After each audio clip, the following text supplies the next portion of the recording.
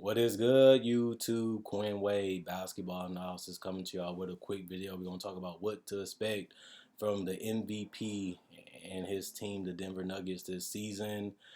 This is gonna be an interesting year for Mike Malone and Jokic and the rest of the crew as they have a lot of talent. They're trying to lock up Michael Porter. They just locked up Aaron Gordon, and they already got guys like Jokic taken care of. Same with Murray. Now it's just about getting the band back together for a run of mediocrity. This team will be a team that will be respectable. It's a team that will be competitive. It will be a team that you have to prepare for because they're gonna come at you. But we know how the one-man band teams go, and it's gonna be unfortunate, but that's what's gonna happen. But other than that, let's look at this roster and see what they bringing in this season, and we can gauge what to expect from them. We can start with Will Barton, opted out to get a new contract extension of $15 million. A guy that can make the three, a guy that can make the mid range, a guy that can play make, a guy that gives you switchability at the guard position. Essential to this team, especially when he came back, just made them a lot tougher and a little bit more unpredictable. He needs to be paid the money that he got, and hopefully he can just stay healthy. This guy has been getting nagging injuries for multiple seasons in a row, and now they're going to rely on him a little bit more because they have no Murray at all. So they're going to need him to be healthier. They're going to need him to be efficient, and they're going to need his playmaking. Same with Monte Morris. He gets a little bit more money just because he's going to be asked to do more because they have no Jamal Murray. He played well in the playoffs, really had a moment where he could have crumbled, but he ended up going out there looking pretty good. And I think that he has been respectable. This experience will just help him become better. This experience will just help him become better for the team, even if Jamal Murray comes back. And I think that's just a good thing for his career. It's just a good thing for this entire team. And I feel like this is really going to be a great season for him and something that hopefully he can continue to build upon, even if he comes off the bench for this team in the future. Same thing with Bol Bol. I don't really see him being a huge player for this team. I don't really see him getting significant minutes this year. Still raw. Still don't have the strength, still doesn't have the IQ, hasn't really proven that he can do it at the NBA level still. And I think that that will hold him back from getting huge minutes this year. Looked a little bit better in Summer League, still raw, still not the greatest defender, still not physical enough in that paint. And that could be a problem when you 7'2", 220, and you playing against the best players in the world, especially starters. So we should be able to see him a little bit more, but I don't really see him having a huge role on this team this season. When they drafted him, he had a huge upside and potential. This is just another season where you try to teach him, try to learn him, see what he got, and then you just gauge what he can do on your team, try him out, and then, continuing you to build upon it season after season. Capazzo was a good addition to this team. We'll see if he stays and what contract he gets. But he really gave them toughness, really gave them a guy that can control the tempo and the pace, really gave them an edge that they needed. I like what he brought to the table. I like the fact that he came over because he really helped them a lot, and especially when Jamal Murray went down, really just gave them a fight and just a guy that wanted to compete out there and wanted to be there, and that's always essential to winning. The other guy, I don't know how to pronounce his name, but he's on the roster. I don't know if he's going to stay or if he's going to make it, so it's going to be interesting to see what happens with him. PJ Dozier, I feel like this is a make or break season for him. He's going to have opportunities, he's going to have chances to really show what he should be, what he can do in the NBA. And this is a season where he can get a lot of opportunities to do that. Now we're just going to see what his role is going to be, what his value is going to be, and really can really do to help this team out. He has a good size, got good potential. We'll see where he gets in the NBA. Jermichael Green is a veteran that allows them to space the floor at that 4 or 5 position, give them switchability. He fits what they try to do, give them spacing for Jokic, give them spacing for the pick and roll, and just a guy that understands that that's what they need him to do, and he just goes out there and do it. Jeff Green, I like him better than Paul Millsap just because he gives you that athleticism and that mobility, and he gives you the same type of shot making, just a little bit more consistent, and can do just a little bit more. I feel like they upgraded letting go of Paul Millsap and getting Jeff Green, and I feel like he'll just give them a little bit more switchability and a little bit more mobility with athleticism.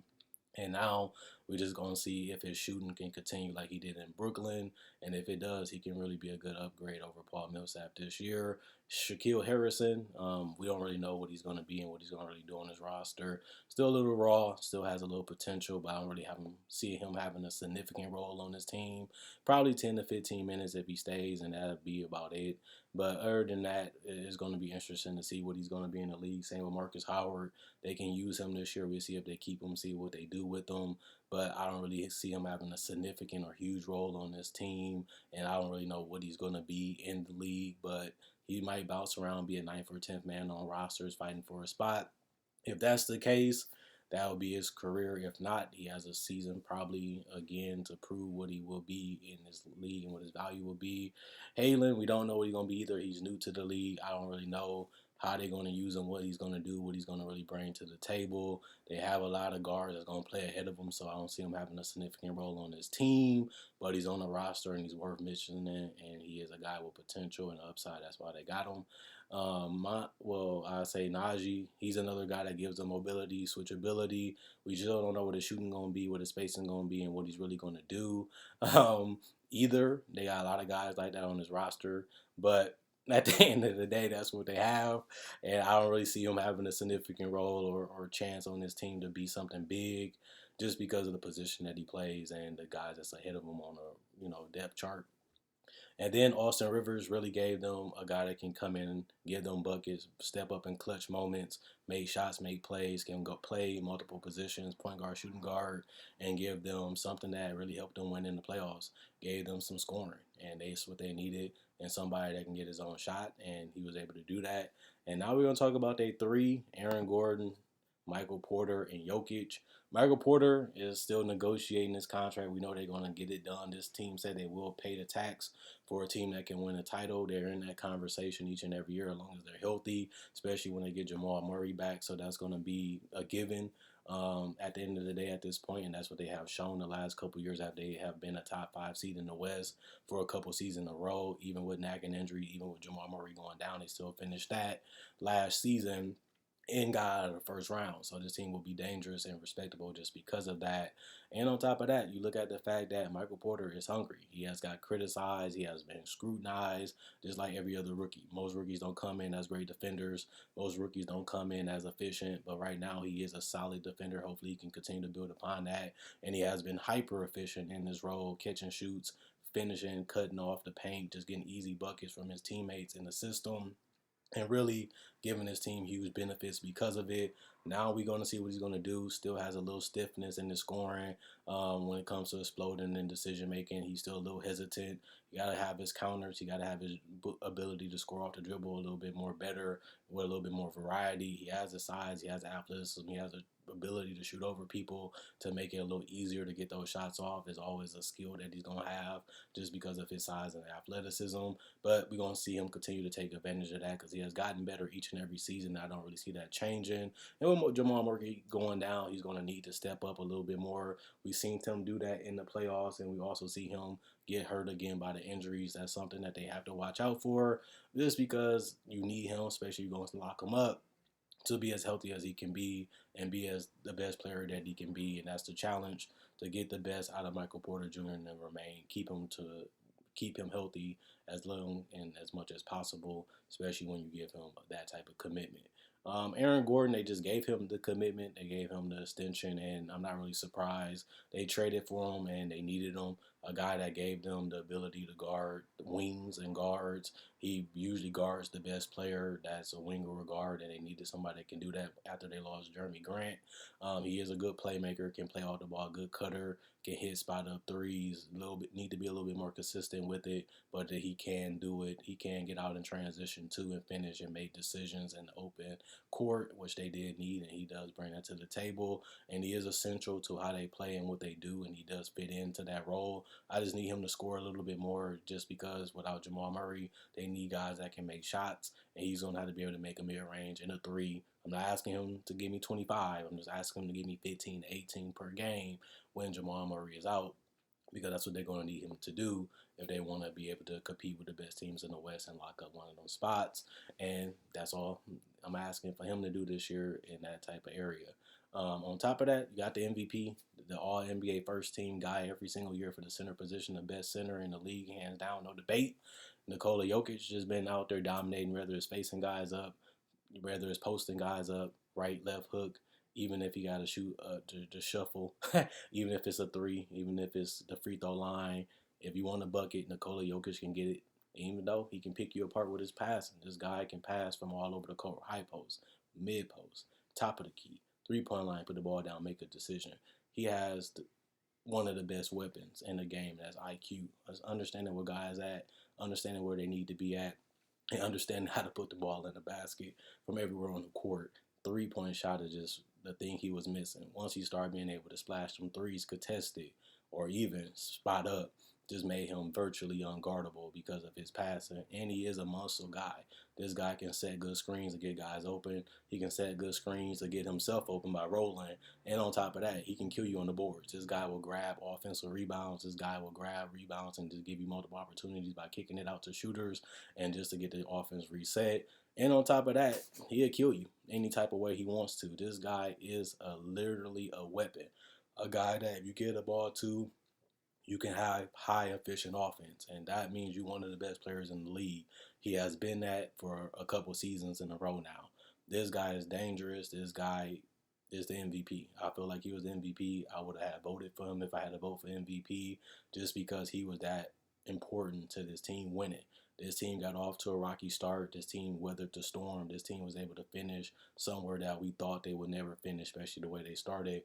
And they was able to do it even without Jamal Murray. And that's the reward that you should get. This is the best center in the league. This is a top 10, top 5 caliber player in the league, even if he isn't a great defender, just because he's just that dominant offensively and just crazy to even watch somebody that's 6'11", 284 without even having good athleticism be able to manipulate and just dominate the game the way he does each and every night. This guy can go for 50, 15, and 15, 15, 20, and 20. And he can do that whenever he wants to, especially if the team just don't know how to contain him, which nobody does because he's just going to figure out what he wants to do. This guy's a walking bucket. This guy will get you the bucket or get himself the bucket. And when you got guys like that, you're in a blessed situation, even if you don't have Jamal Murray. And that's why they was out of the first round. And that's why they was able to even compete with Phoenix. Even when he went out, they ended up losing, but they were still in a lot of those games. They just didn't have enough. And that's how this season will end. You will have Jokic dominating, putting himself in that conversation for All-NBA first team again, but ultimately coming up short just because he don't have enough weapons and he just don't have enough elite talent around him just this season. It's sad, it's unfortunate, but it is the life of a superstar. When you have the talent, you have to cash in. If you don't have the talent, you still got to go out there and compete and give your team the best chances of winning. And that's something that Jokic has hung his hat on and has done each and every season that he has been an all-star. And I feel like he's going to continue to do that. And if he's healthy, this team will be in the playoffs. If he's healthy, this team will be dangerous. And if he's healthy, this team will be up there in the top 5 in the West again. They just will be out in the first or second round depending on matchups and who they play against. And it's going to be sad. It's going to be unfortunate. But all you can do is go out there and give it the best you can and live with the result. If you win, you win. If you don't, you have to go home. There's only one team that's going to win a title each and every season. Denver won't be one of them, but they'll be in the conversation of being in the playoffs, and they will be there most likely if he stays healthy, and that's what to expect for the Denver Nuggets. But I love what this team has been about. I love the fact that they're willing to take care of their players. I love the fact they really believe that they can give this team in this city of Denver, which I have been to and visited, a chance to win the title. It might not happen this year. It might be in the future. But at the end of the day, we have to see. You know, they got dealt a tough blow losing Murray out of nowhere, especially when everything was going right and everything was clicking. Now they have to put it back together. Now they have to figure things out. And now we'll see if they can get it done by bringing the Larry O'Brien trophy to Denver eventually. You know, they want to get there, but we'll see if they can get it done. This is a young core that I always try to tell you. They have an MVP. They have a superstar. They have great young players around them. But all the time, these teams do not win. These teams do not get the job done. Now we will have to see will Denver get it done in the future. This season, they're not. Maybe 2 years from now, maybe 3 years from now. But this could be one of them teams where everything's going right. They have opportunity to win it all. Or it could be they have a lot of talent. They got it all together. But they just was one of them teams that we looking out for. They reached it. They dangerous, but they ultimately don't get it done. It happens every year, every decade. This might be that team that be the same, or this might be the team that actually get it done. We're going to have to see, but keep that in the back of your mind. Denver fans, y'all got hope right now, but y'all still got to get it done at the end of the day. And we'll see if that happens. Quinn Wade, Basketball Analysis signing out. See y'all tomorrow.